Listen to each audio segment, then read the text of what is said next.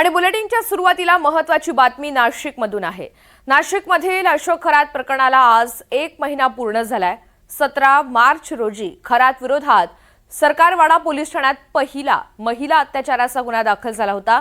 दरम्यान एसआयटी स्थापन होऊन सुद्धा गेल्या 1 महिन्यामध्ये कोणताही ठोस पुरावा समोर आलेला नाहीये। खरात प्रकरणी अनेक राजकीय नेते, प्रशासकीय अधिकारी यांच्या कनेक्शनची फक्त चर्चा झाली आहे, मात्र अजूनही कुणासही या प्रकरणी जबाब नोंदवण्यात आलेले नाहीयेत असा आरोप विरोधकांकडून केला जातोय।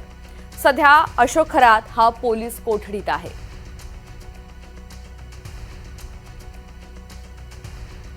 गेल्या 1 महिन्याच्या कालावधीमध्ये त्याच्यावर अनेक विविध स्वरूपाचे गुन्हे दाखल झालेले आहेत। अनेक महिलांनी पुढे येत आपले जबाब सुद्धा नोंदवलेले आहेत, मात्र तरी सुद्धा ठोस माहिती आणि ठोस कारवाई अद्याप झालेली नाहीये।